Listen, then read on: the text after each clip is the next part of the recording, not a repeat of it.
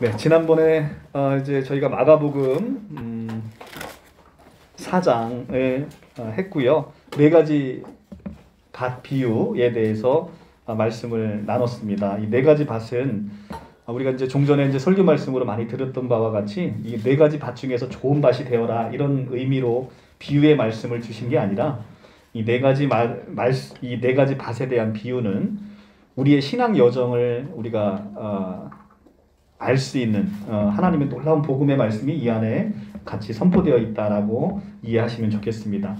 길가와 같은 우리 밭과 돌짝밭과 가시떨기 같은 이런 밭을 예수 그리스도께서 오셔서 우리의 본질을 변화시켜서 좋은 밭으로 우리를 조성하시겠다는 하나님의 약속이 이 안에 담겨 있는 것이죠. 우리가 이제 구약과 신약 이렇게 성경을 부르지 않습니까? 구약은 옛 언약이잖아요. 신약은 새 언약입니다. 근데 우리는 새 언약의 백성인데 성경을 아직도 이해하실 때 옛 언약의 백성처럼 성경을 이해하면 성경이 보이지가 않고 성경이 은혜로 다가오지는 않습니다. 복음이라는 건 기쁜 소식이거든요. 딱 들으면 이거 기쁜 소식이다 라는 것이 복음이에요. 근데 옛 언약으로 성경을 이해하시면 성경이 기쁜 소식이 아니라 성경이 참 무거운 율법의 무게로 우리에게 다가오는 그런 책이 돼버리죠. 그래서 이 네 가지 밭 비유도 마찬가지입니다. 네 가지 밭 비유에서 우리가 좋은 밭이 될 수가 없어요. 여러분들이 아무리 노력하신다고 한들 우리 인생길은 이 좋은 밭이 되어질 수가 없습니다. 그렇기 때문에 기본적으로 우리가 이제 밭을 농사 지시는 분들은 잘 알겠지만 밭을 좋은 밭으로 만들기 위해서는 본질의 변화가 있어야 되는 것입니다. 아무리 그 밭을 그대로 내비두고 개간을 열심히 한다고 해서 밭의 성질이 잘 바뀌지는 않는다는 것이죠. 밭의 성질을 바꾸는 건 본질의 변화가 있어야 된다는 것이죠. 우리 기독교가 놀라운 것이 뭐냐면 바로 이 본질의 변화를 예수 그리스도께서 이루셨다는 겁니다. 자, 우리는 아담이잖아요. 근데 아담으로 태어나서 아담의 후손이기 때문에 그래서 우리가 정죄함을 받는 거거든요. 한 사람 아담으로 말미암아 모든 사람들이 죄에 빠지고 그 죄로 말미암아 사망에 이르게 됐다라는 것이 로마서의 사도 바울이 고백이지 않습니까? 그런데 마지막 아담으로 오셔서 예수께서 우리 아담을 끝내신 거죠. 그러니까 마지막 아담이라고 부르지 않습니까? 마지막 아담이라는 것이 얼마나 아름다운 말이겠습니까? 더 이상 우리는 아담이 아니라는 것이죠. 마지막 아담으로 오셔서 우리의 아담을 끝내버리셨기 때문에 그리스도로 말미암아 우리가 본질이 변화가 됐다. 자, 그 본질의 변화라는 것은 되게 놀라운 얘기예요. 피조물에 불과한 인간이 하나님의 속성을 갖게 된다는 것은 이것은 본질의 변화가 아니고서는 불가능한 거거든요. 여러분들이 미술 솜씨가 좋아서 훌륭한 조각가가 사람과 똑같은 모양의 조각상을 만들어 놓는다고 봅시다. 그러면 이 조각상에 사람의 생명을 불어넣을 수가 없어요. 아무리 뛰어난 조각가라 하더라도 모양은 흉내낼 수 있지만 사람의 본질을 넣을 수가 없다는 것이죠. 이것이 바로 만들어진 것의 한계라는 겁니다. 피조물의 한계인 거예요. 근데 이 피조물에 하나님이 생명을 넣을 수 있는 것은 유일한 방법은 뭐냐면 인간과 똑같은 생명을 넣을 수 있는 유일한 방법은 낳는 거 외에는 방법이 없다는 겁니다. 그래서 C.S. 루이스가 순전한 기독교에서 그토록 강조한 만들다와 낳다의 차이는 너무나 크다는 겁니다. 그래서 낳는 것, 우리가 낳아야만 비로소 만든 창조주의 본성이 그대로 그 피조물에게 흘러갈 수가 있는 것이죠. 그래서 시편 2장에 오늘날 내가 너를 낳았도다라고 얘기하는 것이 우리는 나음을 입은 백성이라는 겁니다. 새 언약의 백성은 만들어진 백성이 아니고 이제는 더 이상 만들어진 백성이 아니라 나음을 입은 백성이라는 것이죠. 이것이 새로운 피조물이 갖고 있는 놀라운 본질적인 변화라는 겁니다. 이 놀라운 본질적인 변화가 없이는 인간이 스스로 하나님을 찾아갈 수가 없고 하나님의 은혜를 풍성히 누릴 수가 없다는 것입니다. 그래서 우리가 성경에서 이제 그 말씀을 계속 하고 있죠. 우리가 창세기를 한번 보겠습니다. 창세기 6장 3절을 한번 볼게요. 6장 3절. 우리 목사님도 주중에는 계속 일을 하시니까 사실 시간이 별로 없으시죠. 근데 오전 설교 보시면 파워포인트 준비하신 거 정말 엄청난 시간과 노력으로 여러분들에게 말씀을 공급하십니다. 정말 대단하신 거죠. 저도 마찬가지 시간이 없다 보니까 저는 그나마도 파워포인트도 준비할 시간이 없어서 말씀을 우리가 하나하나 찾아서 한번 보도록 하겠습니다. 6장 3절에 가면 여호와께서 이르시되 나의 영이 영원히 사람들과 함께 하지 아니하리니 이는 그들이 육신이 됨이라. 자, 이 말씀은 무슨 말씀이냐면 아담에게 하나님께서 금명을 하셨습니다. 너는 동산에 있는 모든 실과를 임의로 먹되 가운데 있는 선악과를 먹지 말라고 말씀하셨고 이걸 먹는 날에는 정령 죽으리라 말씀하셨습니다. 근데 인간이 아담이 그것을 따먹고 말았습니다. 그러니까 인간의 저주는 거기서부터 시작이 되는 거예요. 하나님은 신실하시기 때문에 그 언약을 반드시 이루셔야 됩니다. 그랬기 때문에 인간은 선악과를 먹었기 때문에 정령 죽을 수밖에 없는 인간이 돼버렸어요. 그것에 대한 실존이 6장 3절에서 그렇게 설명을 하는 겁니다. 하나님께서 이르시되 나의 영이 영원히 사람들과 함께 하지 아니하리니 이는 그들이 육신이 됨이라. 하나님이 영이 함께하지 않는 사람, 이 사람을 육신이라고 부르는데 이 육신이라고 부르는 이 사락스는 이제는 죽을 수밖에 없는 인간의 본질을 설명하는 단어예요. 단지 그냥 몸뚱어리 이런 존재가 아니라 부패하고 썩어 문드러져서 이제는 한계가 있고 이제는 곧 멸망에 처해지는 그 인간의 모든 본질적인 속성, 이것을 육신이라는 사락스라는 단어를 쓰고 있는데 이 육신이 됨이라는 것은 인간이 이제는 아담으로 말미암아 빠지게 되는 죄와 사망을 얘기하고 있습니다. 근데 그 사람이 누구냐면 나의 영이 영원히 사람과 함께 하지 아니하리니라 할 때 이 사람이 히브리 단어로 이것이 아담인 거예요. 아담. 그러니까 나의 영이 영원히 아담과 함께 하지 아니하리니 그들이 육신이 됨이라. 그러니까 우리는 원래 본질적으로 아담의 후손이란 말이에요. 아담의 후손이기 때문에 여기서 하나님이 함께 하지 않는다라는 그 사람 아담이라는 겁니다. 아담의 후손이기 때문에 우리는 이제는 영원히 죽을 수밖에 없는 인간성을 가지고 태어났죠. 로마서로 한번 가볼게요. 이 아담의 본질에 대해서 사도 바울이 어떤 얘기를 하고 있는지를 한번 같이 보겠습니다. 로마서 5장 12절 신약 245쪽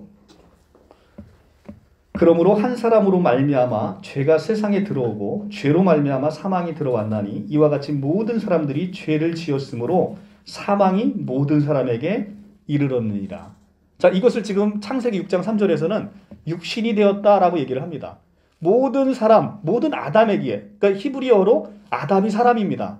아담이 사람이고 사람이라는 단어는 아담과 에노스라는 단어로 주로 쓰는데 주로 많이 쓰는 단어가 아담이라는 단어로 많이 쓰는데 그렇기 때문에 모든 사망이 모든 아담에게 이르렀다는 것이죠. 그런데 예수께서 오셔서 이 땅에 오셨는데 어떤 아담으로 오셨냐면 마지막 아담으로 오셨다라고 고린도전서 15장 45절에 얘기를 하고 있습니다. 마지막 아담으로 오셨다. 마지막 아담으로 오셨다는 건 이제는 아담의 흘러내리는 그 저주를 예수 그리스도께서 끊으셨다는 것입니다. 그래서 아까 아담이 육신이 된 이유가 뭐라고 얘기했습니까? 하나님이 영이 함께하지 아니하심으로.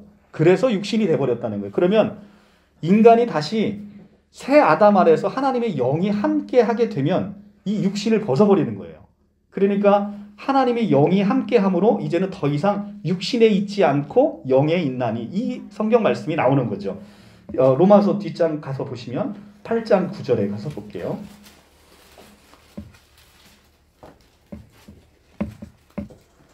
만일 너희 속에 하나님의 영이 거하시면, 자, 하나님의 영이 아까는 이제는 아담을 떠나셨어요. 근데 예수로 말미암아서 8장 9절에 로마서 8장 9절에 만일 너희 속에 하나님의 영이 거하시면 너희가 이제는 어디에 있지 않다고 하죠? 육신에 있지 아니하고 영에 있나니 누구든지 그리스도의 영이 없으면 그리스도 사람이 아니라.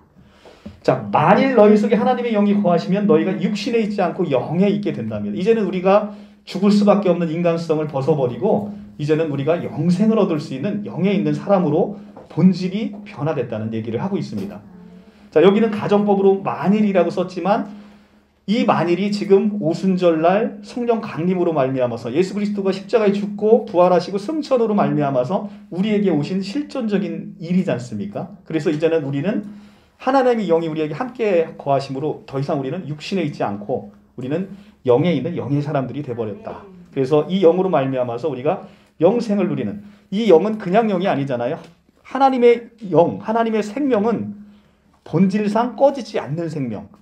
그죠? 그러니까 우리의 피조물의 생명과는 다른 하나님의 생명은 영원히 죽지 않는 불멸의 그 생명이 하나님의 영으로 말미암아 우리에게 왔다는 것이죠.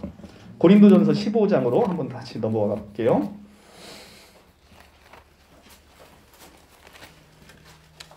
(15장) 21절을 한번 보겠습니다.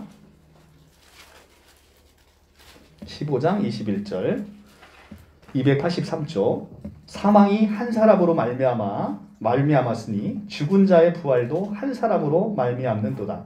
아담 안에서 모든 사람들이 죽은 것 같이 그리스도 안에서 모든 사람들이 삶을 얻으리라. 아멘.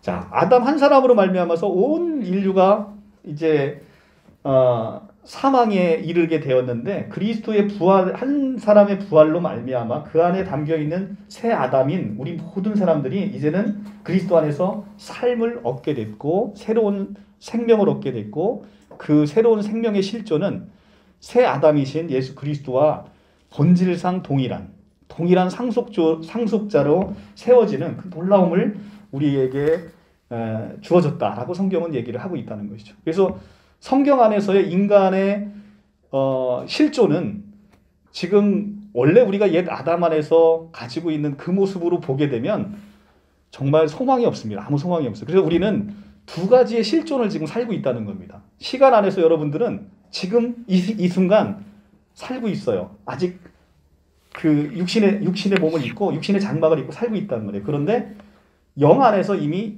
영원 안에서도 지금 영원의 시간을 살고 계신다는 것이죠. 그러니까 인간은 두 면을 살고 있다. 하나는 지금 시간 안에서 크로노스의 시간을 살고 있고 또 하나는 하나님의 시간, 영원을 살고 있다는 것이죠. 그 두 개의 시간을 같이 살고 있는데 지금 우리가 영의 사람이다라고 하면 그 영적인 삶의 모습이 우리에게 보여서 영적인 삶의 모습이 이 실존적인 지금 우리 크로노스의 삶의 시간을 다 덮어버릴 때가 있다는 거죠.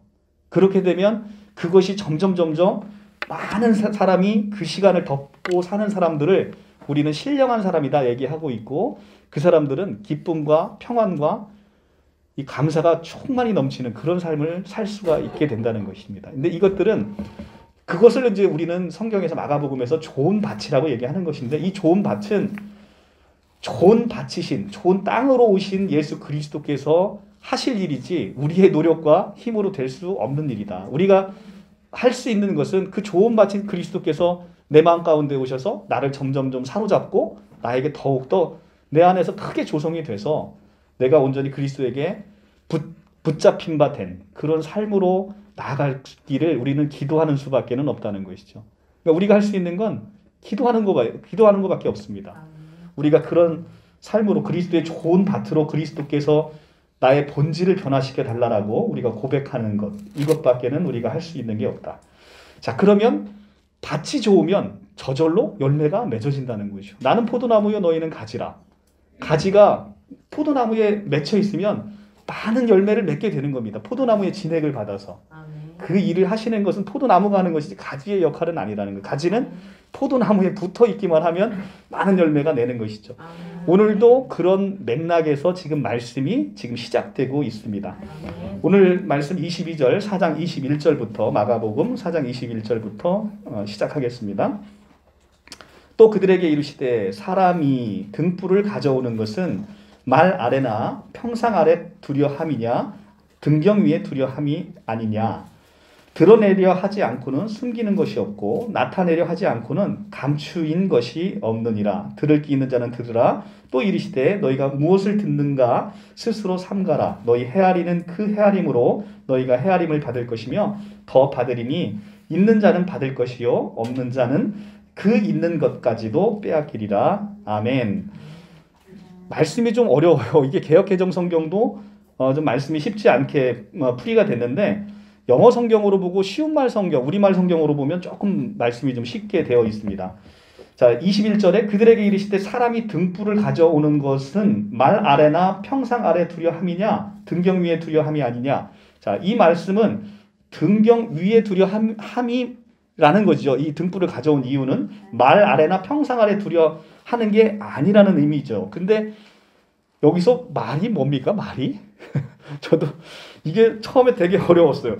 이게 등불을 가져오는 것을 말 아래 둔다. 이 말이 뭔가 했더니 영어 성경을 보니까 굉장히 쉽더라고요. 이 등불을 가져와서 이 말이 뭐냐면 한 말 두 말 할 때 우리가 측량하는 그 단위 있잖아요. 그래서 영어는 bowl에서 그릇으로 이렇게 번역이 되어 있는 건데 그때 한 말 두 말 할 때 그 말을 얘기하는 겁니다. 그래서 그릇을 얘기하고 있는 것이고 등불에 켜서 그릇이나 침대 아래 둘 사람이 있겠느냐. 그러니까 등불을 가져오면 등불의 본래 목적이 뭐예요? 밝히는 거 아닙니까? 밝히는 건데 그릇 아래 두거나 침대 아래 두면 다시 어두워지지 않습니까? 그러니까 그 등불을 그렇게 둘 사람이 있겠느냐. 등불을 가져오는 목적은 등잔대 위에 올려놓지 않겠느냐. 그런 목적으로 등불을 가져오는 게 아니겠느냐라는 얘기를 지금 하고 계시는 겁니다. 예수께서. 그러니까 등불이 오면 그 등불로 말미암아서 당연히 어둠은 물러간다는 얘기예요. 어둠은 물러가고 등불이 오면 당연히 그 등불이 있는 곳은 환하게 밝혀진다는 겁니다. 비유가 지난 시간에 말씀드렸지만 모든 믿는 자에게는 쉽게 이해하기 위해서 비유의 말씀을 베풀었는데 비유가 이해되지 않는 사람은 왜 이해가 안 된다 그랬죠? 그들의 마음이 완악하고 패역했기 때문에. 그러니까 하나님에 대한 기본적인 신뢰와 믿음이 없기 때문에 그 말씀이 똑같은 비유의 말씀을 전했는데 어떤 사람은 너무 쉽게 이해가 되는데 어떤 사람은 그 비유의 말씀이 오히려 그 사람에게 독이 된다는 거예요. 이것이 바로 지금 인본주의를 살아가고 있는 우리의 실존의 모습과도 너무나 닮아 있다는 것이죠. 교회에서 진짜 복음을 전하잖아요. 에이, 그렇게 쉬우면 누군 구원 못 받아. 그래도 구원을 못 받으니까 교회를 못 나오시는 거예요. 그러니까 복음을 전하면 야 너희는 할 게 아무것도 없대. 새 언약 아래에서 너희가 할 건 아무것도 없대. 그리스도로 말미암아 네가 구원을 얻었대. 너는 그냥 그 사실을 믿기만 하면 된대. 진짜? 난 아무것도 할 게 없어? 그래, 너는 할 게 없대. 자, 이 복음을 전했는데 인간은 본질적으로 그렇게 공짜로 얻는 복음을 그것을 신뢰하지 않는다는 것이죠. 자기의 노력으로 뭔가 열심히 해서 야, 너 있잖아. 너 이렇게 하면 너 열심히 이렇게 하면 너 하나님이 구원시켜준대. 그것은 쉽게 믿어져요. 이것이 바로 인본주의에 젖어 있는 우리 인간의 실존의 모습이라는 것이죠. 근데 성서는 뭐를 얘기하고 있냐면 성서는 너희가 할 수 있는 게 아무것도 없다는 겁니다. 나는 포도나무여 너희는 가지니 너희가 나를 떠나서는 아무것도 할 수 없느니라. 요한복음 15장 5절의 말씀을 보면 우리가 그리스도 없이는 할 수 있는 게 아무것도 없다는 거예요. 우리의 실존은. 그러면 반대로 우리가 그리스도와 연합되어 있으면 모든 것을 할 수 있다는 것이죠. 모든 것을. 그것은 그리스도의 능력인 것이죠. 그래서 이렇게 복음은 우리에게 너무 쉬운 거예요. 너무 쉬운 것이 새 언약의 말씀이란 말이죠. 이것이 우리 입에 가까이 와 있고 우리 마음 가운데 이미 들어와. 새 언약 아래에서는 이미 하나님의 성령이 우리 안에 들어와 계시잖아요. 그죠? 이것은 예수께서 십자가 지기 전에 그 상태보다도 더 놀라운 상태가 이미 이루어졌다는 거죠. 성령께서 이미 우리 안에 우리의 몸을 성전 삼으셨기 때문에 훨씬 놀라운 변화가 이루어졌음에도 불구하고 그 새 언약의 복음의 기쁜 소식을 전해줘도 사람들은 쉽게 믿어지지 않는다는 것이죠. 그것이 바로 비유의 함정인 거예요. 너무 쉬우니까 하나님이 그렇게 값없는 은혜로 아니 내가 왜? 난 아무것도 한 것도 없는데 자기를 바라본다는 것이죠. 그러니까 하나님의 은혜는 하나님에게서 오는 무제한적인 사랑, 우리가 거절할 수 없는 사랑인데 자기 자신을 보면 내가 구원받을 만한 믿음이 나에게 없고 구원받을 만한 행실이 나에게 없어서 늘 좌절에 빠져 있다는 것입니다. 이것이 우리의 이 인본주의적인 삶으로 살아가는 우리의 참으로 안타까운 우리의 한계다라고 말씀을 드립니다. 22절에 드러내려 하지 않고는 숨기는 것이 없고 나타내려 하지 않고는 감추는 것이 없느니라. 이게 굉장히 시적인 표현인데 되게 어려워요. 그죠? 이게 말씀이. 자, 22절을 현대어 성경으로 읽으면 이렇습니다. 감추어진 것은 나타나기 마련이고 비밀은 드러나기 마련이다. 자, 감추어진 건 나타나기 마련이고 비밀은 드러나기 마련이다라고 이 말씀을 번역을 했습니다. 그러니까 뭐냐면 예수 그리스도로 말미암아서 예수 그리스도는 하나님의 비밀이십니다. 골로새서 2장 2절의 말씀, 예수 그리스도는 하나님의 비밀이었다는 거예요. 근데 하나님의 이 비밀이 만세와 만대 전부터 꽁꽁 숨겨졌다는 거예요. 꽁꽁 숨겨졌는데 그 숨겨진 하나님의 비밀이 성육신하신 예수 그리스도로 말미암아서 우리에게 나타나신 바 되었다는 것이죠. 예수께서 빛으로 오셨다는 거예요. 자, 이것이 이제 요한복음 1장부터 그 말씀으로 계속 하고 있죠. 자, 우리가 같이 말씀을 한번 나눠보도록 하겠습니다. 자, 요한복음 1장 1절에부터 한번 볼게요. 자, 지금 등불이 나타납니다. 등불이 나타나면 등불이 기본적인 목적은 뭐냐면 세상을 밝히는 거예요. 그죠? 누가 등불을 가져다가 그릇이나 침대 밑에 둘 사람이 누가 있겠느냐? 이 등불은 세상을 비추는 빛이란 말입니다. 태초에 말씀이 계시니라. 그죠? 태초에 말씀이 계시니라. 이 말씀이 누구예요? 예수 그리스도죠. 말씀이 육신이 되어 우리 가운데 오신 바로 예수 그리스도입니다. 그래서 요한복음 1장의 말씀은 이렇게 읽어야 정확한 이해입니다. 태초에 말씀이신 성자 예수님이 계시니라. 이 말씀이신 성자 예수님이 성부 하나님과 함께 계셨으니 이 말씀이신 성자 예수님은 곧 성자 하나님이시라. 이렇게 읽어야 정확한 이해입니다. 그가 태초에 성부 하나님과 함께 계셨고 만물이 그로 말미암아 지은 바 되었을 때 지은 것이 하나도 그가 없이는 된 것이 없느니라. 자, 창세기 1장의 우주 만물을 누가 만들었다는 겁니까? 예수 그리스도께서 만드셨다는 거죠. 그 말씀 안에는 생명이 있었으니 이 생명은 사람들의 빛이다. 빛이 어둠에 비추되 어둠이 깨닫지 못하더라. 자, 빛은 분명히 비치고 있었어요. 그런데 어둠이 이 비유의 말씀으로 어렵게 느껴지는 이유는 뭐냐면 이 빛을 깨닫지 못했기 때문에 그렇다는 것이죠. 하나님에 대한 기본적인 믿음과 신뢰가 없으니 하나님이 아무리 쉽게 너희에게 다가가도 그 패역한 인간이 하나님을 거부하고 있다는 얘기를 하고 있습니다. 자, 골로새서 1장 26절에서 27절 말씀, 신약 325쪽. 자, 이 비밀은 만세와 만대로부터 감추어졌던 것인데 이제는 그 성도들에게 나타났고 하나님이 그들로 하여금 이 비밀의 영광이 이방인 가운데 얼마나 풍성한지를 알게 하시려 함이라. 이 비밀은 너희 안에 계신 그리스도시니 곧 영광의 소망이니라. 아멘. 자, 이 비밀이 있습니다. 이것이 바로 하나님의 비밀이래요. 2장 2절에 가면 하나님의 비밀이신 그리스도를 깨달으려 함이니. 하나님의 비밀이신 그리스도. 예수 그리스도는 하나님의 비밀이셨어요. 우리가 성육신하기 전에는 태초에는 예수께서는 하나님의 비밀로서 콩콩 숨겨졌다는 것이죠. 그런데 이 만세와 만대로부터 감춰졌던 그분이 바로 성육신하신 것이 우리에게 얼마나 큰 은혜와 사랑인지 모른다는 것이죠. 그분이 오셔서 하나님의 모든 걸 계시하셨다는 것이죠. 하나님의 모든 것을 우리에게 알려주셨어요. 그래서 이 비밀은 너희 안에 계신 그리스도니 곧 영광의 소망이니라. 이 영광의 소망을 우리 가운데 예수 그리스도가 말미암아서 다 우리에게 일러주셨다는 것이죠. 그래서 이 모든 감추어진 것은 나타나기 마련이고 이 비밀은 드러나기 마련이다 라고 지금 예수께서 말씀하셨는데 이 예수의 마가복음의 말씀은 바로 하나님의 비밀이신 자기 자신을 가리켜서 등불이라 말씀하시고 이 등불이 모든 것을 세상 가운데 나타내게 마련이다 라고 지금 말씀을 하고 계시는 그런 말씀입니다. 그래서 들을 귀 있는 자들은 23절에 들을 귀 있는 자들은 들으라 라고 지금 마가복음에서 얘기를 하고 계십니다. 이 하나님의 비밀이신 예수 그리스도께서 이 땅 가운데 오셔서 우리에게 모든 말씀을 하나님의 비밀스러운 말씀으로 우리에게 계시하고 증거하고 계시기 때문에 그렇습니다. 그래서 들을 귀 있는 자들은 들으라 라고 말씀하십니다.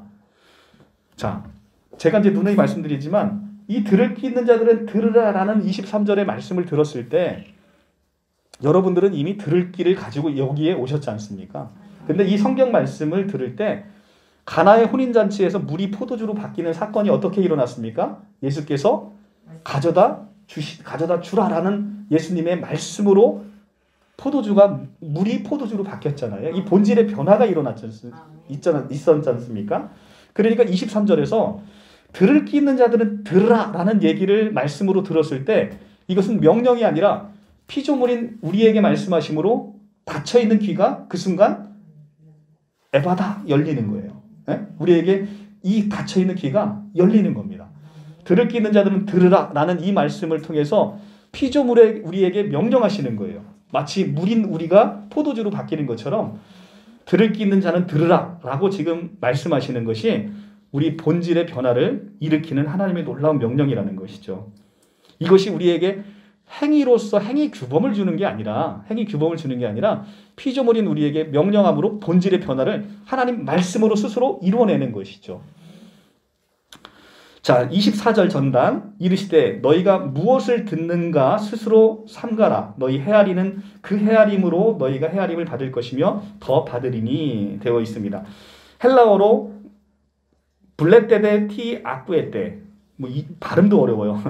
그런데 이것이 이제 영어 성경으로 보면 look what you hear, 네가 듣는 것을 너희가 보라라는 뜻입니다. 네가 듣는 걸 너희가 보라.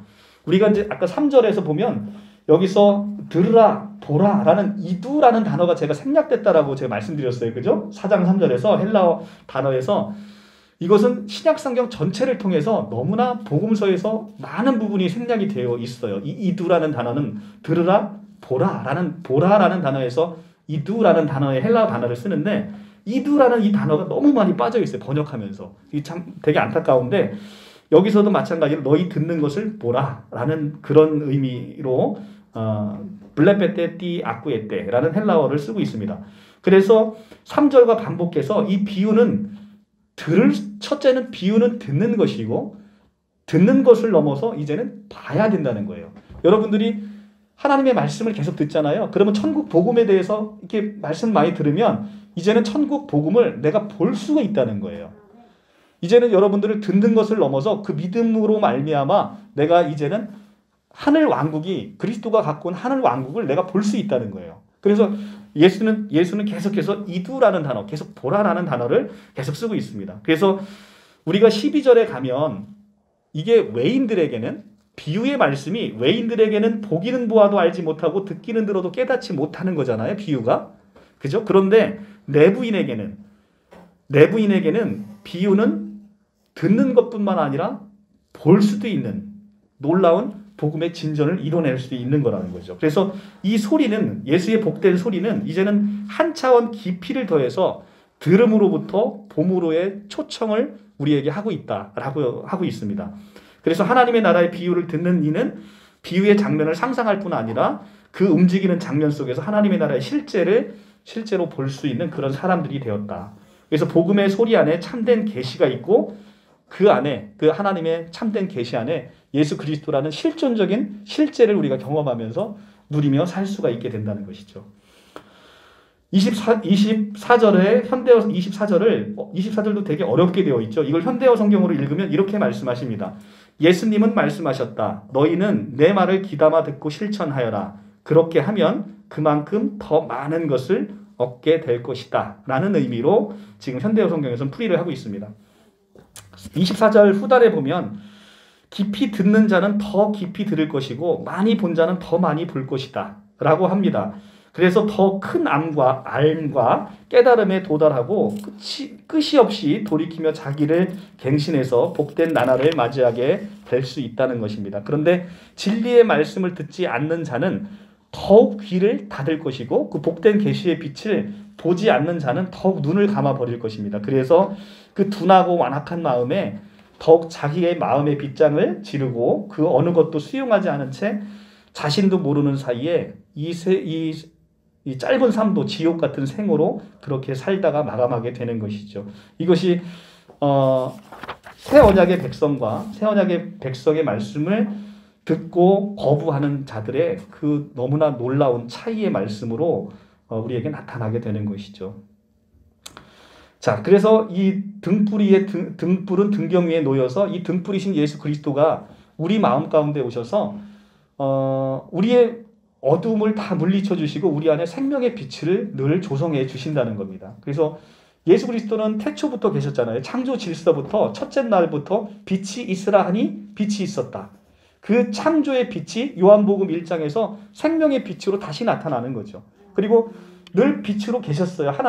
여호와 하나님은 출애굽기 3장에서도 모세가 만난 가시떨기 안에 있는 그 불꽃, 그것이 바로 여호와 하나님이시듯 지금 신약 성경에서도 예수께서 오셔서 본인 스스로를 본인이 등불이다라고 얘기를 하고 있어요. 본인이 이 생명의 빛이란 말이시죠. 본인의 이 등불로 말미암아서 어둠에 가려있던 우리에게 모든 것이 눈을 밝혀주시고 귀를 열어주셔서 하나님의 복음의 말씀을 그분의 은혜로 우리가 누리며 살 수 있다는 것이죠. 성경은 온통 그래서 예수 이야기로 물들어 있는 거, 창세기부터 시작해서 구약 성경뿐만 아니라 모든 것이 다 예수 이야기로 온통 물들어 있는 것이 바로 성경이다라고 하고 있습니다.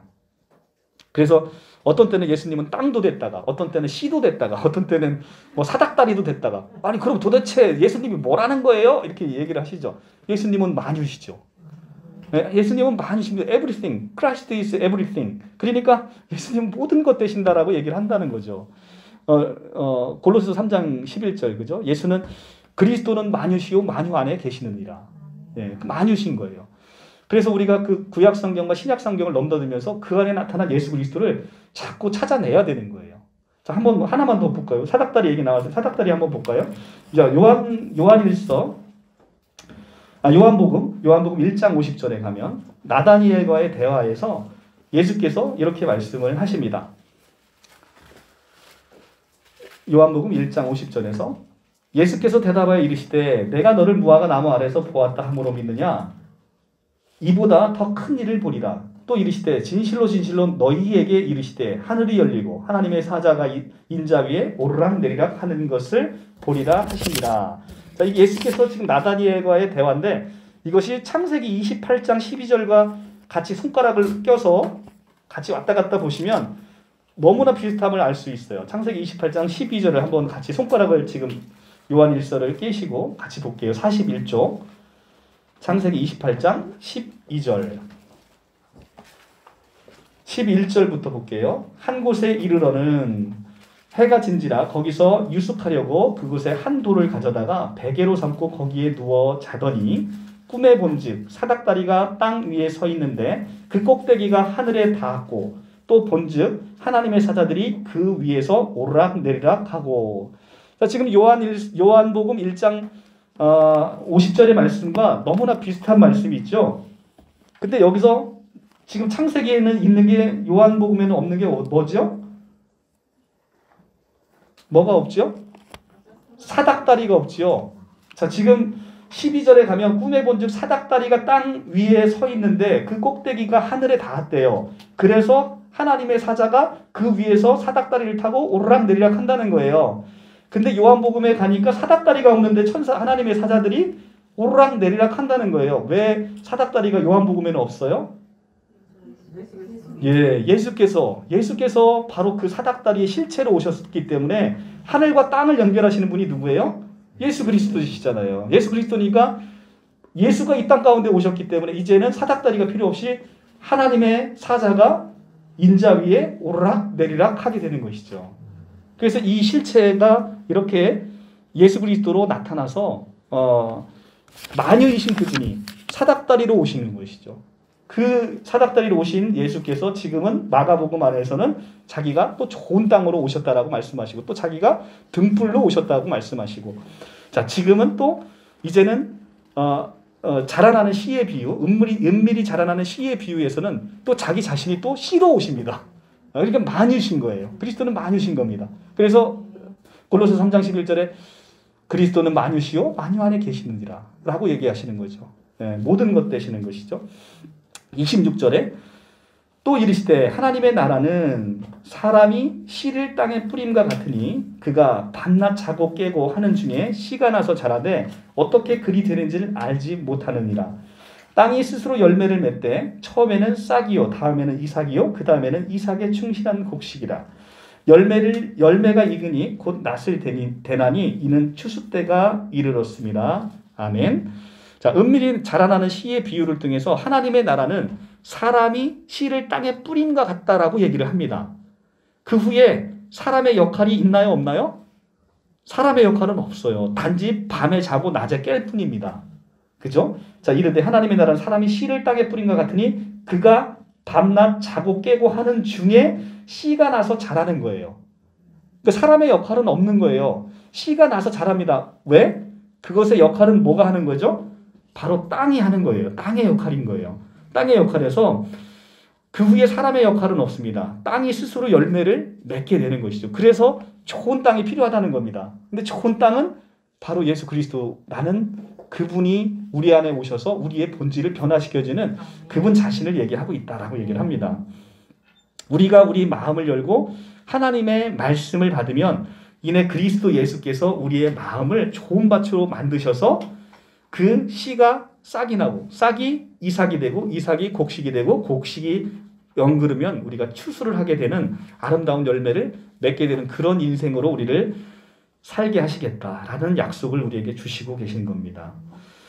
자, 겨자씨의 비유도 한번 볼게요. 겨자씨의 비유 30절. 또 이르되 우리가 하나님의 나라를 어떻게 비교하면 또 무슨 비유로 나타낼까? 겨자씨 한 알과 같으니 땅에 심길 때에는 땅 위의 모든 씨보다 작은 것이로되 심긴 후에는 자라나서 모든 풀보다 커지며 큰 가지를 내나니 공중의 새들이 그 그늘에 깃들 만큼 되느니라. 아멘. 그 유명한 겨자씨의 비유, 신천지가 많이 쓰고 있는 씨밭 나무새의 아주 핵심이 되는 겨자씨의 비유입니다. 근데 이 겨자씨의 비유의 가장 핵심이 되는 단어가 뭐예요? 겨자예요, 겨자. 근데 신천지의 해석은 겨자의 해석이 없어요. 근데 이 해석은 겨자를 빼면 해석이 안 되는 거. 씨밭 나무새로 해석해서는 비유풀이로 해석해서는 안 되는 거란 말이에요. 이 단어의 핵심은 바로 겨자입니다. 왜 겨자가 핵심이냐면 겨자씨는 제일 작은 씨라고 합니다. 제일 작은 씨인데 그래서 아무것도 기댈 수 없는 크기를 보면 야, 저 작은 씨에서 뭐가 나올까? 라고 볼 수밖에 없는 아주 하찮은 씨예요. 그런데 이 작은 씨라 할지라도 좋은 땅에 심기기만 하면 싹을 틔우고 성장하고 이 성장시키는 것도 역시 땅이 하는 일이죠. 그런데 이 땅으로 말미암아 겨자씨가 자라면 하늘의 새들도 깃들 만큼 그렇게 풍성한 열매를 맺는 나무로 성장한다는 것이죠. 이것이 바로 작게 시작하는 하나님의 나라가 이것이 엄청나게 커지는 하나님의 큰 왕국이 거대한 왕국이 될 것이다라는 하나님의 약속이 그 안에 담겨 있는 것이죠. 근데 이 겨자씨가 결국은 그렇게 아름다운 열매를 맺는 큰 나무로 성장하는 것도 바로 땅이신 예수 그리스도의 위에 세워질 때 그렇게 되게 되는 것이죠. 자, 우리가 땅이신 그리스도에 대해서 고린도전서 3장 9절의 말씀에서 그 부분을 조금 더 확인하고 갈게요. 고린도전서 3장 9절부터 11절의 말씀 265쪽 신약 265쪽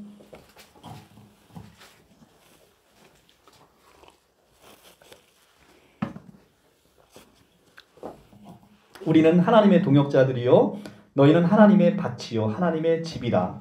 내게 주신 하나님의 은혜를 따라 내가 지혜로운 건축자와 같이 터를 닦아두매 다른 이가 그 위에 세우나나 그러나 각각 어떻게 그 위에 세울까를 조심할지니라. 이 닦아둔 것 외에 능히 다른 터를 닦아둘 자가 없으니 이 터는 곧 예수 그리스도라. 자, 이 터가 바로 누구래요?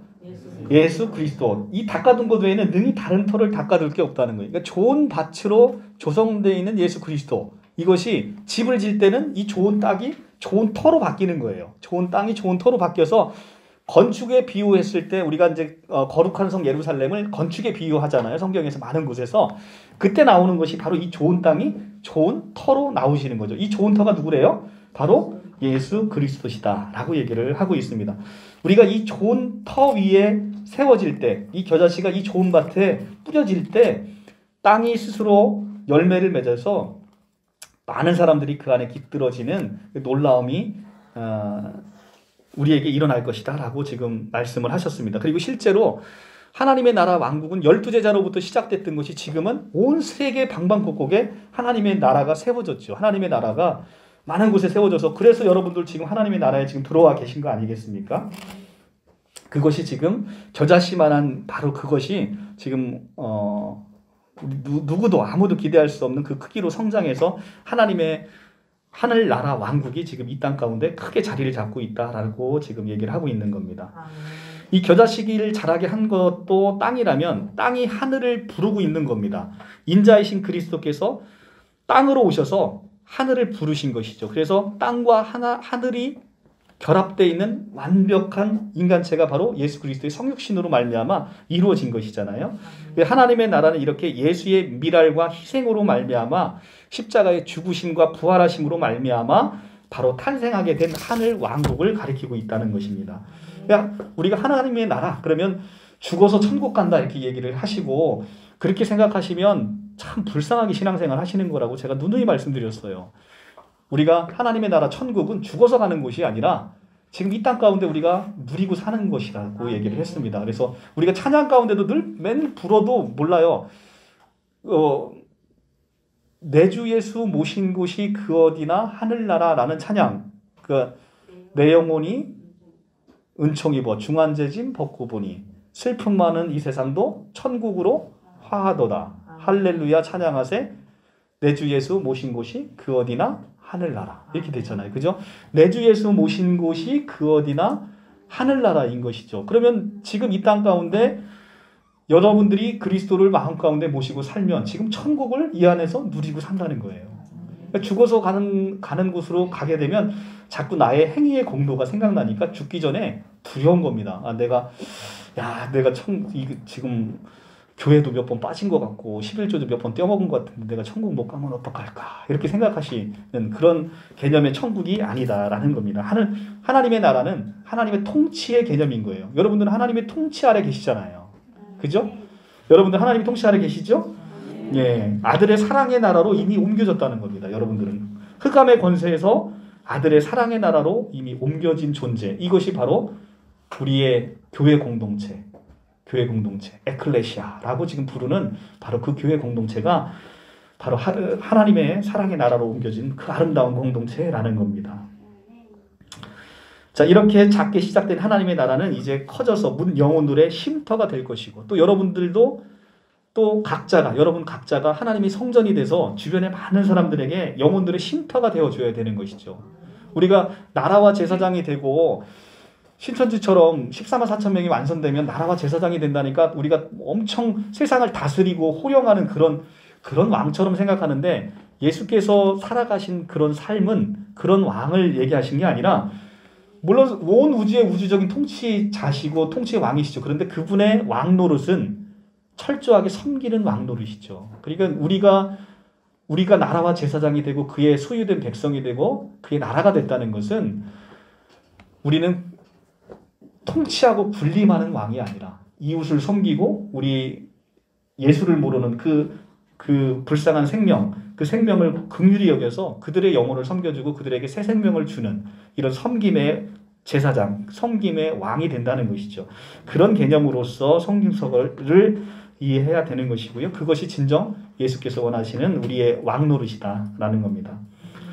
자, 파종이든 종자이든 어떤 것이든 이제 씨 뿌리는 비유에서 나타나는 것을 보면 첫 단계는 이게 겨자씨든 아니든 참 보잘게 없어요. 그죠? 심지어는 이 씨가 너무 작아서 자라서 무엇이 될 것 같지도 않아요. 너무나 작게 겨자씨 같은 건 너무나 작아서 도대체 이게 자라서 무엇이 될까라는 생각이 들 정도로 그렇게 작습니다. 그런데 나중 단계는 그 예상을 크게 뛰어넘죠. 왜 그렇습니까? 좋은 밭이신 예수 그리스도가 계시기 때문에 그렇다는 거죠. 좋은 땅에 뿌려졌기 때문에 30배, 60배, 100배 열매가 채워진다라고 하나님께서 우리에게 약속을 하셨다는 겁니다.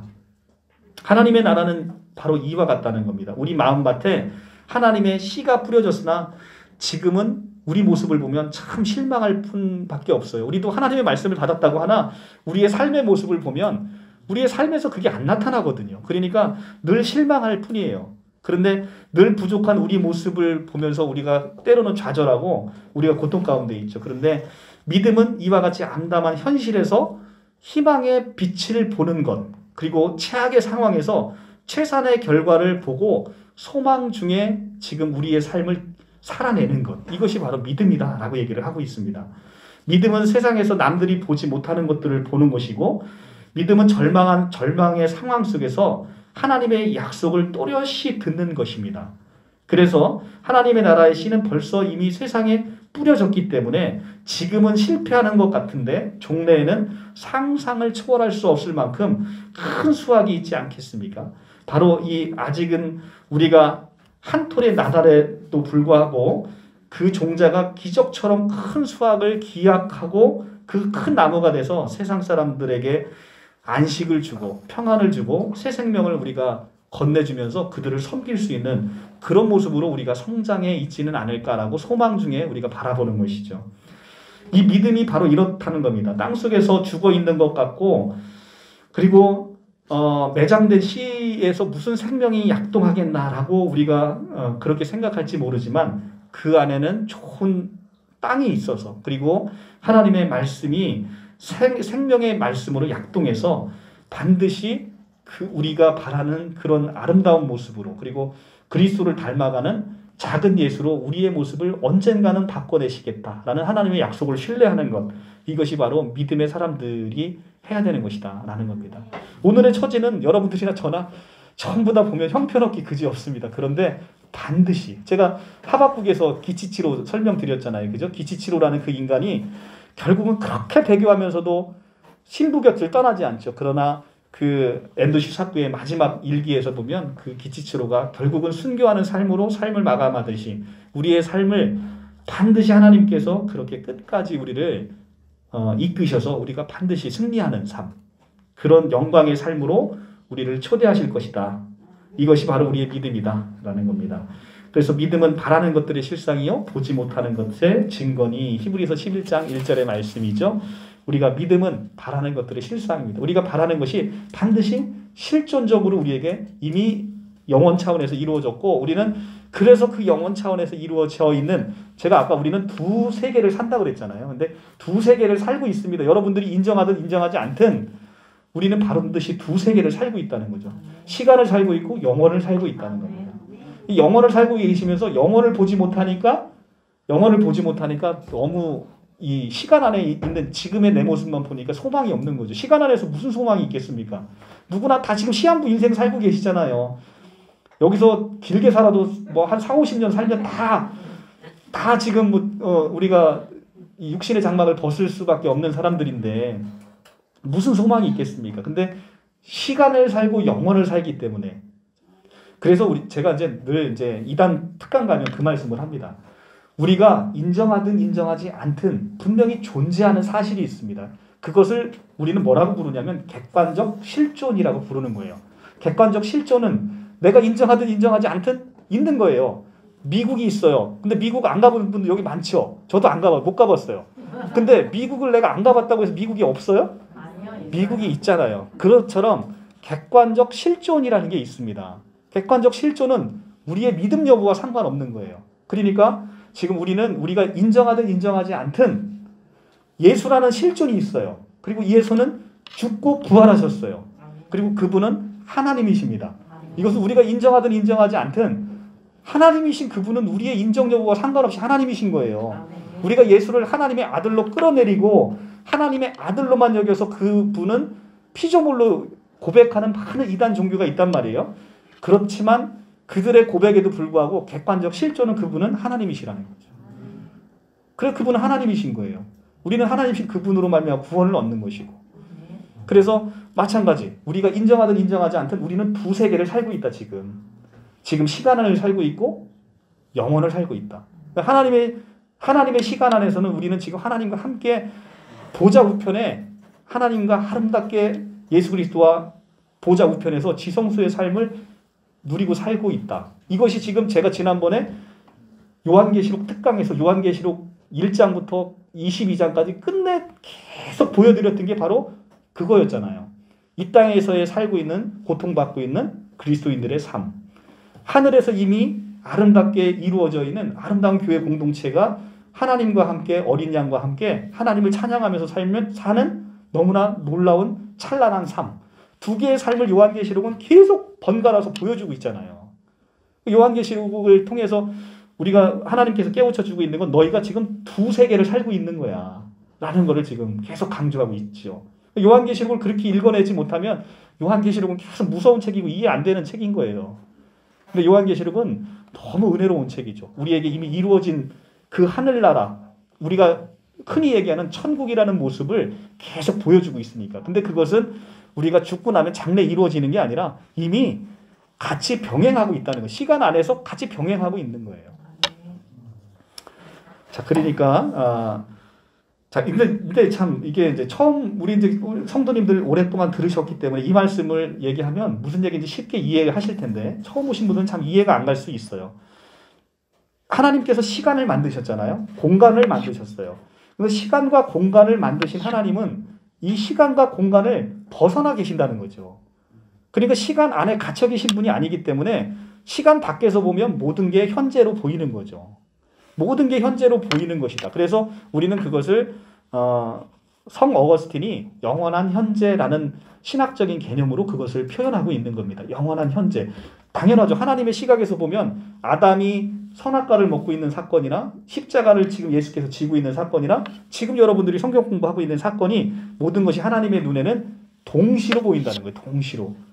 동시로 보인다는 거죠. 그리고 하나님의 시간 밖에 계시면 당연히 그렇게 보이지 않겠습니까? 우리가 그 개념을 시간 안에 갇혀 있기 때문에 한 번도 생각하지 못한 개념이라 잘 이해가 안 되는 건데 기독교 인류 역사상 가장 위대한 신학자라고 하는 아우구스티누스 그 성 어거스틴이 그 개념을 생각해낸 것이죠. 그런데 그 개념으로 성경을 보면 성경이 너무 쉽게 이해가 되는 거죠. 너무 쉽게 이해가 되는 겁니다. 그래서 그 개념으로 함께 같이 보시면 좋을 것 같고요. 자, 33절, 마가복음 33절, 34절. 비유가 아니면 아무것도 말씀하지 아니하신다라고는 제목으로 예수께서 이러한 많은 비유로 그들을 알아들을 수 있는 대로 말씀을 가르치시되 비유가 아니면 말씀하지 아니하시고 다만 혼자 계실 때에 그 제자들에게 모든 것을 해석하시더라. 아멘. 자, 예수께서 많은 비유로 그들을 어떻게 가르치신대요? 알아들을 수 있는 대로 가르치신다는 거예요. 그러니까 비유의 목적이 가장 기본적인 목적이 뭐예요? 알아들을 수 있도록 비유를 얘기하시는 거예요. 예를 들면 쉽잖아요. 그죠? 예를 들면 우리가 비유를 할 때 예를 들면 굉장히 쉽게 설명하는 건데 그 쉬운 설명이 오히려 타협한 자들에게 완악한 자들에게는 덫이 돼버린 것이죠. 너무 쉽게 그게 되니까 자기들은 바리새인들과 서기관들은 얼마나 철저하게 율법을 지켰습니까? 그죠? 일에 2번 금식하고 그래도 아주 작은 것에 11조 박하와 근처에 11조까지 드리는 그런 사람들 아닙니까? 근데 그렇게 살았는데 야 그렇게 사는 것이 아니야. 복음은 하나님의 나라의 구원은 그렇게 살아서 오는 게 아니야 라고 얘기를 하니까 이들에게는 이게 덫이 되는 것이죠. 너무 쉽게 하나님의 나라의 선물을 거저 주시니까. 그렇기 때문에 예수께서의 이 비유는 그들에게 있어서 패역하고 완악한 자들에게 있어서는 바로 이것이 비유가 덫이 돼버렸다. 자, 예수는 모든 말씀을 비유로 하셨다라고 얘기합니다. 근데 이 모든 말씀은 비유다라는 것은 예수의 인생 자체가 바로 이런 비유 덩어리의 인생을 이 땅에 살면서 사셨다는 거예요. 그래서 예수의 생애가 온통 비유로 지어져 있다는 겁니다. 그래서 예수라는 사람 자체가 비유 덩어리라는 겁니다. 그래서 예수는 많은 사람들로 그 삶 자체가 비유적인 삶을 사셨기 때문에 많은 이해와 많은 오해를 낳게 됐다는 것이죠. 그래서 예수가 가시는 곳마다 많은 오해를 낳게 되는 그런 사건들이 벌어지고 있다는 겁니다. 하나님의 나라가 비유인 것처럼 예수도 어떤 이들에겐 이렇게 이해할 수 없는 분으로 그렇게 나타나는 그런 분으로 나타나게 된다는 것입니다. 사장 전체에서 예수께서는 사장 전체의 큰 맥락이 4장 1절부터 시작되는 건데 예수께서 바닷가에서 계시고라고 하는 곳에서 이 상황 설정이 시작이 됐습니다. 4장 전체는 예수께서 바다에 계시고 나서 온 땅에 있는 무리들에게 이 비유의 말씀을 설파하신 거예요. 그 비유의 소리는 바닷가에서 발화돼서 이 땅으로 나아가는 것이죠. 그러니까 이제 지금 아마 배경을 설명해 보면 예수께서 작은 배를 하나 준비하셨어요. 배에 앉으셔서 많은 사람들이 무태에 있는 사람들에게 비유를 발화하셨습니다. 근데 이 말씀이 지금 무채 있는 사람들에게 떨어지는데 이 무채 있는 사람 중에서는 아까 우리가 이제 지난 시간 배운 어떤 밭이 있겠어요? 길가밭, 돌짝밭, 가시떨기, 그 다음에 좋은 밭. 이런 각각의 사람들에게 떨어지게 된다는 거예요. 그런데 길가밭에 그런 상태에 있는 사람들에게 있어서는 어떻게 된답니까? 이 말씀이 아예 땅에 떨어지지도 못하고 새가 와서 그냥 가져 먹는다는 거예요. 그런데 그것을 예수께서 비유로 풀어주시잖아요. 이 새가 씨를 가져간다는 것은 사탄이 와서 그 말씀을 즉시 빼앗아 버리는 것이죠. 그렇기 때문에 지금 그런 상황에서 예수께서는 이 비유의 말씀으로 천국 복음을 굉장히 쉽게 설파하고 있는데 이들의 마음이 완악해서 길가밭으로 되어 있으면 이들에게 있어서 말씀은 새가 와서 즉시 빼앗아 가서 천국 복음이 자리 잡지 못하는 그런 상황으로 변하게 된다는 겁니다. 근데 그것이 놀랍게도 마가 복음 안에서, 마가의 신학 안에서는 이것이 누구에게 성취되냐면 제자들에게 성취가 된다는 것이죠. 자, 이게 마가복음의 이제 놀라운 이 서사적인 문학적인 모티브인데, 이 마가 신학에서 예수와 예수의 모친의 형제들은 처음에는 밖에서 예수님을 불러요. 그죠? 외부인으로 출발을 합니다. 나중에는 이들이 아름다운 복음의 첫 증거자가 되는 것까지 나아가는데 제자들은 내부인으로 시작했어요. 지금 내부인 사장에 보면 제자들은 예수님께 이 비유의 뜻을 직접 풀이를 듣습니다. 그런데 이들은 이게 무슨 얘기인지를 알아듣지를 못해요. 그래서 이것은 나중에 예수의 제자들은 지금 이제 곧 있을 항해 사건을 겪으면서 이 항해를 통해서 항해의 의미가 무엇인지를 전혀 깨닫지 못하게 되는 비유의 세계에 깊이 함몰되어 버린다는 것입니다.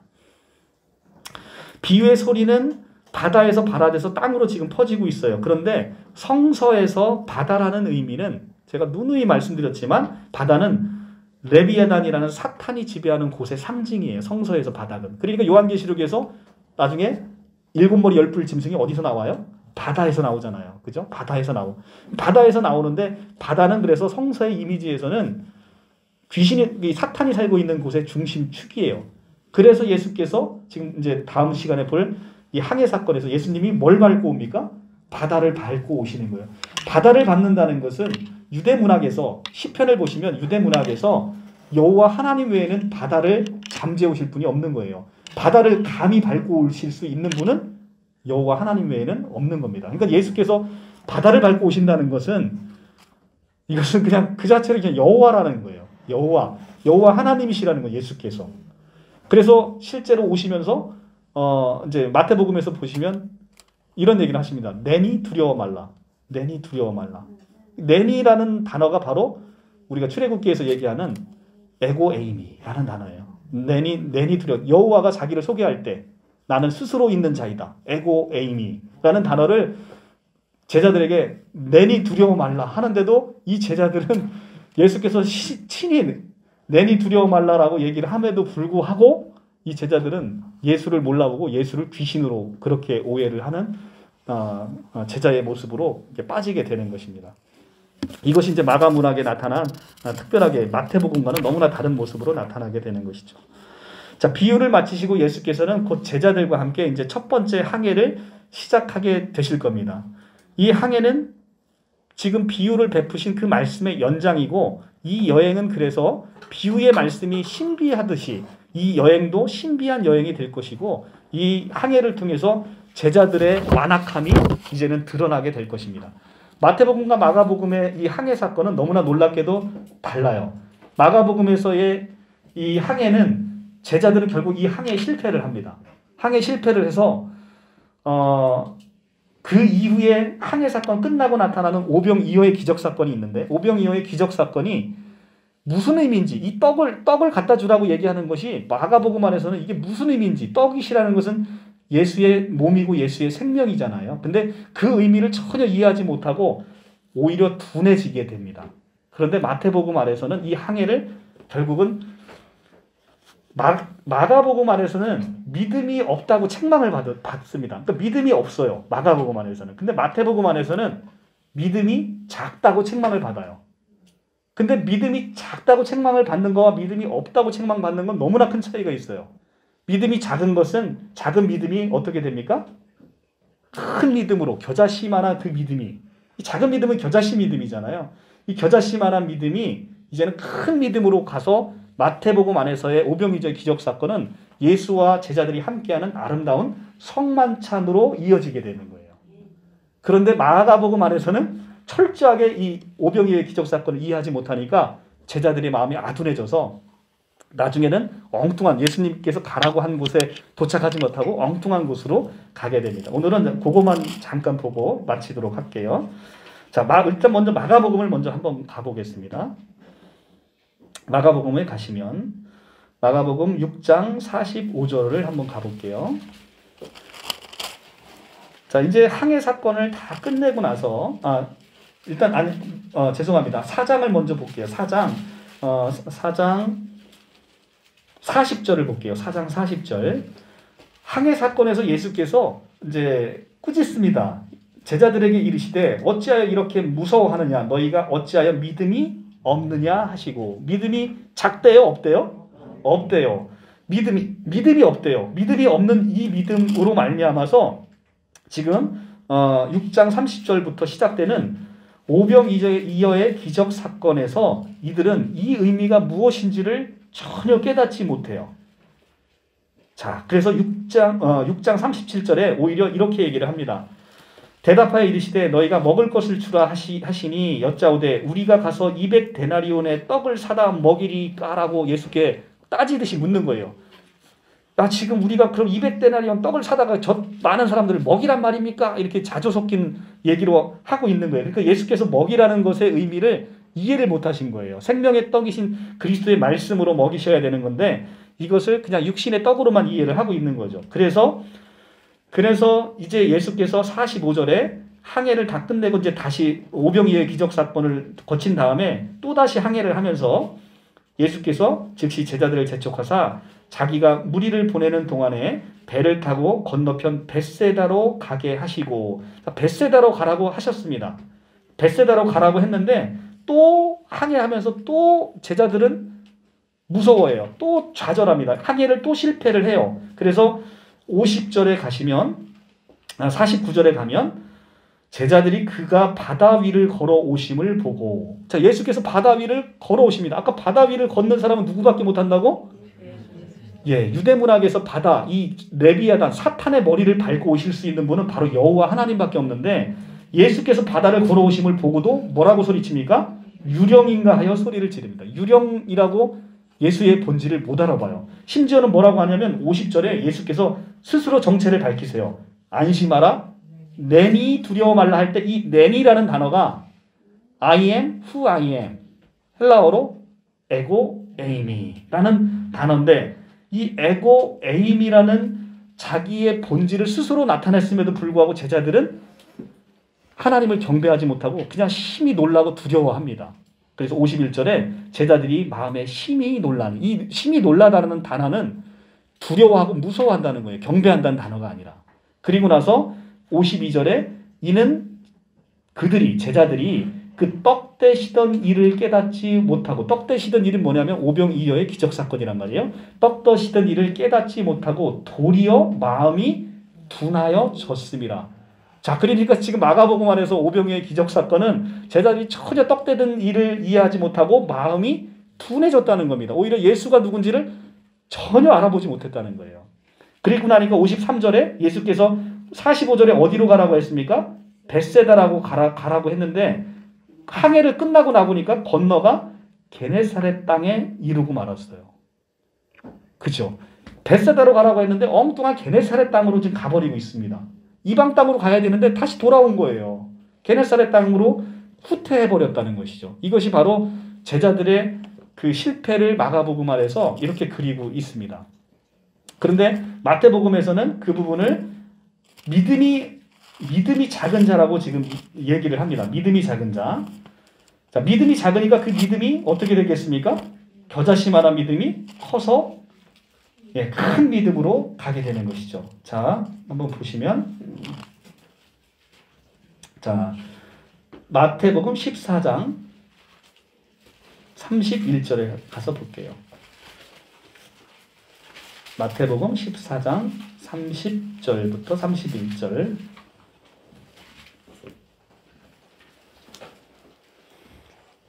자, 14장 30절 31절. 바람을 보고 무서워하여 빠져가는지라 소리를 질러 이르되 주여 나를 구원하소서 하니 예수께서 즉시 손을 내밀어 그를 붙잡아 하시며 이르시되 믿음이 작은 자여 왜 의심하시냐 하시고. 자, 믿음이 없대요? 믿음이 작대요? 믿음이 작답니다. 그랬더니 32절에 배 함께 오름에 바람이 그치는지라. 배에 있는 사람들이 예수께 절하며. 자, 예수께 아까는 마가복음 안에서는 제자들이 어떻습니까? 예수를 무서워하고 두려워했어요. 근데 지금 예수에게 어떻게 합니까? 절하고 경배하는 거죠. 절하고 경배하여 이르되 진실로 하나님의 아들이로소이다 하더라.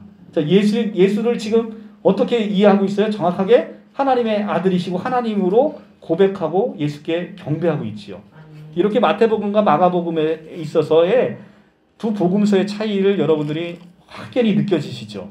이렇게 두 복음서 아래서 나타나는 이런 시각들의 차이는, 첫째는 마태는 예수님의 12제자 중에 하나죠. 그러니까 제자들이, 마가복음이 먼저 쓰였어요. 근데 마가복음을 봤는데 이 제자들이 너무 멍청하게 나오는 거예요. 그러니까 마태는 이게 살짝 빈정이 상했던 것 같아요. 근데 마태복음 안에서는 그래서 제자들의 모습은 예수 그리스도와 어우러지는 아름다운 이 연합의 신비가 나타나게끔 성경이 그려져 있어요. 그래서 마태복음은 왕의 복음으로 나타나죠. 왕이신 그리스도와 함께 연합되어 있는 제자들의 모습들이 함께 아름답게 그려져 있죠. 근데 마가복음 안에서는 제자들은 끝내 이 복음의 본질이 무엇인지를 끝내 깨우치지 못하죠.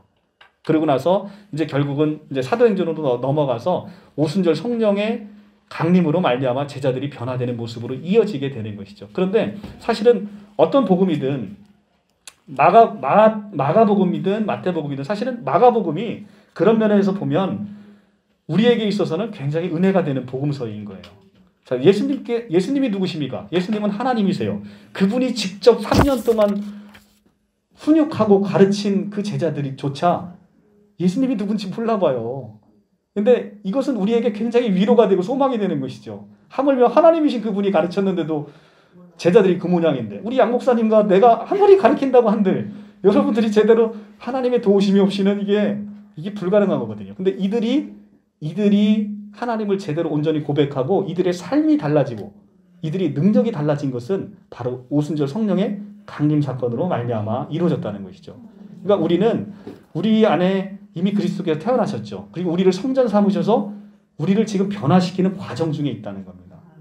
근데 지금은 우리가 길가박 같기도 하고 돌짝박 같기도 하고 가시박 같기도 해요. 그런데 중요한 것은 이 내 안에 태어난 그리스도가 이제는 장성한 분량으로 자라서 우리가 반드시 예수 그리스도로 연합되어 있는 좋은 밭이 돼서 아름다운 열매와 결실을 맺는 그런 사람으로 우리를 축복하시고 그런 사람으로 반드시 이끌어내시겠다라는 것이 신약 성경의 약속인 거예요. 그러니까 얼마나 은혜롭습니까? 그런 면에서 보면 마가복음이 훨씬 더 은혜로울 수 있는 것이죠. 자, 여기까지 마치고 다음 시간에는 항해 사건, 지금 이 항해 사건도 굉장히 은혜롭습니다. 이 항해 사건 잘 뜯어보면, 근데 이 제자들의 실패를 통해서 우리가 예수 그리스도가 도대체 나에게 어떤 의미인지, 어떤 정체성인지, 예수가 단지 나에게 내가 삶을 유지하고 삶을 윤택하게 하고 부유롭게 하고 우리 자식이 잘되게 하는 단지 나의 어떤 부적 같은 존재인지, 아니면 나의 온전한 삶으로 그분을 내가 초대하고 그분과 연합돼서 그리스도의 아름다운 모습으로 우리가 작은 예수로 닮아가고자 하는 나의 인생의 전부인지를 우리가 한번 고민해 보는 그런 시간이 될 수가 있을 것 같습니다. 우리가 우리의 삶에서 예수가 어떤 포지션을 차지하고 있고 우리 삶에서 예수는 도대체 무엇인지, 나에게 있어서 예수는 무엇인지, 나에게 건강을 허락하는 자인지, 그리고 뭐 필요한 물질을 공급해 주시는 분이신지, 그걸로 족한 분이신지, 아니면 정말로 그분이 있는 곳에 그 예수께서 지옥에 계시면 그분과 함께 있으므로 그곳을 내가 하늘나라고 천국으로 내가 이해하는 그런 신앙이 나에게 있는지 우리가 한번 좀 돌아볼 필요가 있을 것 같습니다. 오늘 강의는 여기서 마치고 기도하겠습니다.